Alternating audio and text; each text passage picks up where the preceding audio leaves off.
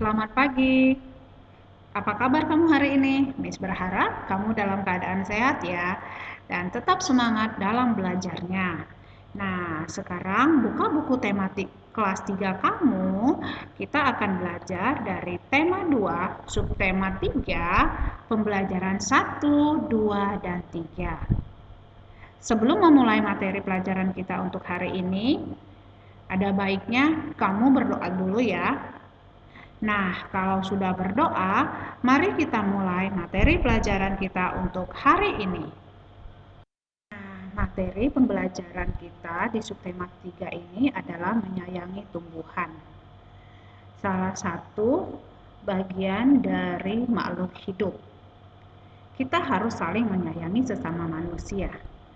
Selain itu, kita juga harus menyayangi tumbuhan. Tumbuhan telah memberikan banyak manfaat kepada manusia. Perbuatan menyayangi tumbuhan merupakan salah satu bentuk syukur kita kepada Tuhan. Wawancara. Pengertian wawancara. Wawancara adalah kegiatan bertanya jawab antara pewawancara dengan orang yang diwawancarai atau yang disebut juga dengan narasumber. Pewawancara adalah orang yang mengajukan pertanyaan. Sedangkan narasumber adalah orang yang memberikan jawaban atau pendapat atas pertanyaan pewawancara. Narasumber disebut juga dengan informan. Melakukan wawancara. Sebelum melakukan wawancara, buatlah daftar pertanyaan terlebih dahulu. Pertanyaan harus disesuaikan dengan topik yang sedang dibicarakan. Nah, di pembelajaran sebelumnya kita sudah membahas tentang materi wawancara. Kamu boleh membuka kembali catatan kamu tentang wawancara ya, di mana di situ Miss sudah memberikan beberapa kata tanya untuk membuat daftar pertanyaan. Misalnya kata tanya apa, siapa, di mana, bagaimana, mengapa, dan sebagainya. Nah, kamu boleh lihat juga buku cetak tematik kamu halaman 114 sampai 115 dan halaman 120. Pengertian hak dan kewajiban. Hak adalah sesuatu yang mutlak dimiliki oleh setiap orang dari sejak lahir dan penggunaannya tergantung pribadi masing-masing. Sedangkan kewajiban adalah sesuatu yang harus dilaksanakan dengan penuh rasa tanggung jawab. Setiap orang mempunyai kewajiban. Hal itu sesuai dengan perannya. Peran itu harus dijalankan dengan tanggung jawab. Setiap anggota keluarga mempunyai kewajibannya masing-masing. Ya, di rumah kita, di mana setiap keluarga mempunyai yang namanya keluarga inti. Keluarga inti itu terdiri dari ayah, ibu, dan anak-anak. Semuanya itu memiliki perannya masing-masing. Ayah bertugas atau berperan sebagai kepala keluarga. Peran ayah mencari nafkah dan melindungi setiap anggota keluarganya. Sedangkan ibu berperan sebagai ibu rumah tangga yang tugasnya merawat dan menjaga anak-anaknya. Tetapi ada sebagian ibu yang membantu ayah dalam mencari nafkah.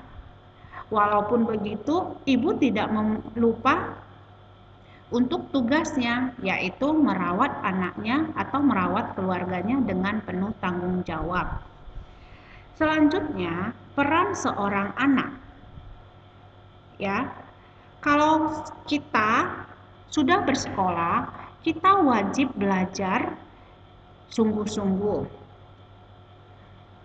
Tugas seorang anak itu juga wajib mendengarkan nasihat orang tua dan membantu orang tuanya, membantu dalam hal membersihkan rumah, misalnya bisa menyapu, mengepel, dan membantu ibu di dapur. Nah, itu adalah peran setiap anggota keluarga. Kamu juga boleh buka buku cetak tematik kamu halaman 114. Di situ kamu boleh kerjakan langsung di buku cetak kamu apa peran anggota keluargamu di rumah. Setelah mengerti tentang peran masing-masing anggota keluarga, maka kita akan mempelajari garis bilangan.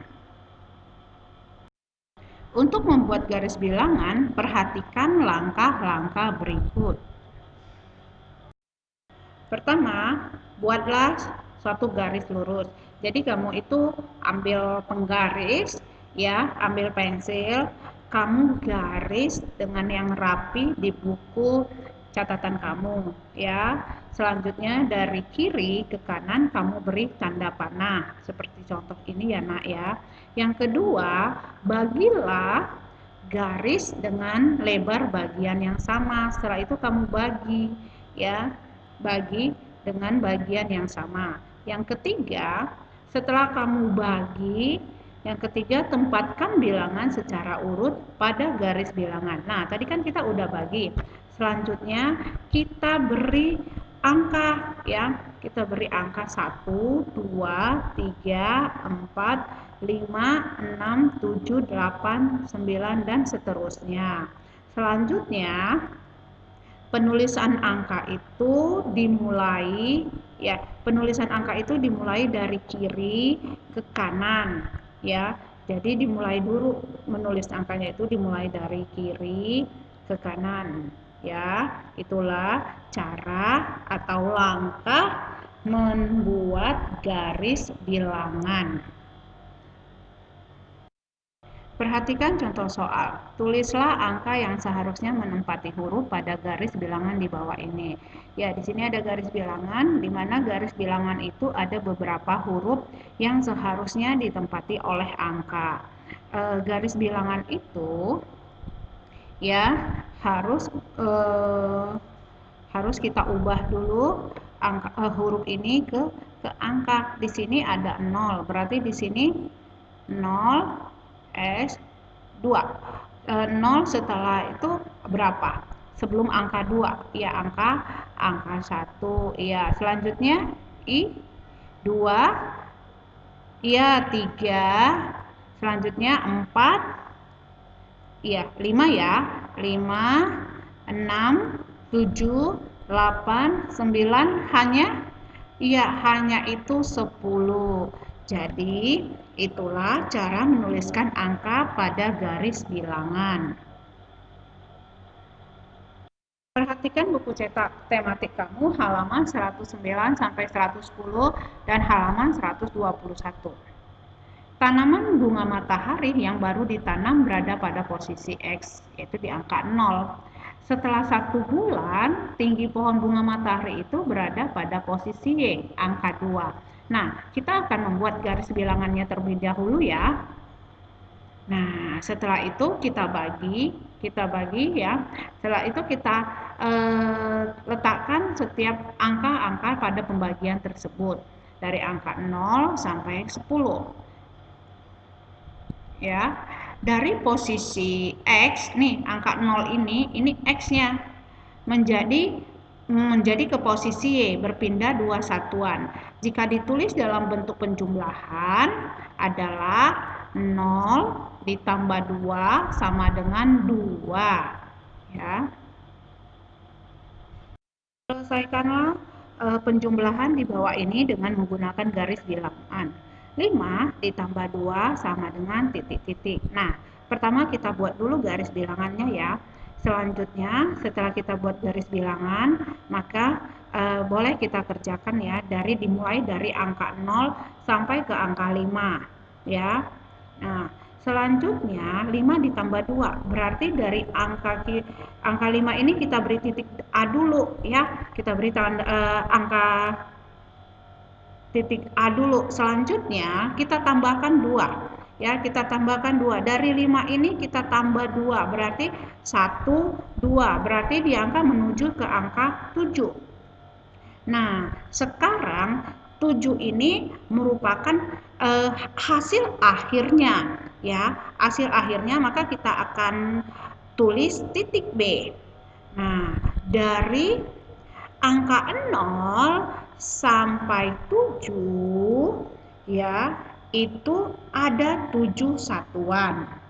Maka 5 ditambah 2 sama dengan 7. Nah, perhatikan lagi soal berikut ini. 6 ditambah 3 sama dengan titik-titik. Nah, kita buat dulu ya garis bilangannya. 1 dari 0 sampai 10. Ya, selanjutnya kan di 6 ditambah 3 ya. 6 berarti angka dari 0 ini kita buat garis sampai ke angka sampai ke angka 6. Kita beri titik. Titik apa di sini? Boleh lagi ya, titik A. Nah, selanjutnya dari angka 6 ini kita tambahkan 3. Berarti kita tambahkan 3. Berarti dia bertambah 3 langkah. 1, 2, 3. Berarti menuju ke angka 9. Ya, menuju ke angka 9. Di sini kita beri titik B. Nah, selanjutnya berarti 0 sampai ke angka 9 berarti ada 9 satuan. Maka 6 ditambah 3 sama dengan 9. Nah, sekarang kamu boleh lihat buku tematik cetak halaman 110 dan 121. Kerjakan langsung di buku cetakmu dengan memperhatikan contoh. Bunga merupakan lambang dari keindahan. Oleh karena itu, banyak yang menggunakan gambar bunga untuk membuat dekoratif. Gambar dekoratif merupakan gambar yang dibuat untuk menghias permukaan suatu benda. Tujuannya adalah agar permukaan benda menjadi lebih indah. Gambar dekoratif kebanyakan berupa motif hias atau ragam hias. Motif hias banyak terdapat pada candi, kain tenun, kain batik, ukiran kayu, keramik, dan perabot dari perak atau kuningan. Menstilir bentuk berarti mengubah bentuk menjadi indah tanpa meninggalkan sifat-sifat aslinya. Perhatikan contoh gambar motif berikut ini. Ya, ini adalah beberapa contoh gambar motif dekoratif. Ya. Bila udara segar, kita akan lebih semangat dalam beraktivitas, terutama saat pagi hari saat udara sangat segar. Aktivitas yang cocok dilakukan pada pagi hari adalah berolahraga. Olahraga dapat dilakukan dengan cara yang mudah. Ayo mencoba melakukan kegiatan memutar badan dan menekuk badan dalam permainan. Nah, di sini ada beberapa contoh gerakan. Contoh gerakan ini dapat kamu praktekkan, di mana setiap gerakan kamu lakukan sampai 4 hitungan. Contoh gerakan-gerakan memutar dan menekuk. Gerakan memutar kepala, gerakan memutar lengan, gerakan memutar pinggang, gerakan memutar tumit, gerakan menekuk kaki kanan dan meletakkannya di depan dada. Lalu lakukan hal yang sama pada kaki kiri. Selanjutnya, gerakan menekuk kaki kanan dan meletakkannya di belakang. Lalu lakukan hal yang sama pada kaki kiri. Gerak memutar, menekuk lutut, mengayun lengan, dan meliukkan badan disebut gerakan kombinasi non-logomotor. Gerak kombinasi non-logomotor adalah gerak di tempat. Nah, sampai di sini dulu pembelajaran kita untuk hari ini. Apa yang sudah Miss sampaikan, boleh kamu catat kalau kamu anggap penting. Dan kerjakan langsung tugas yang sudah Miss berikan di buku PS kamu. Sampai bertemu kembali di materi selanjutnya. Terima kasih.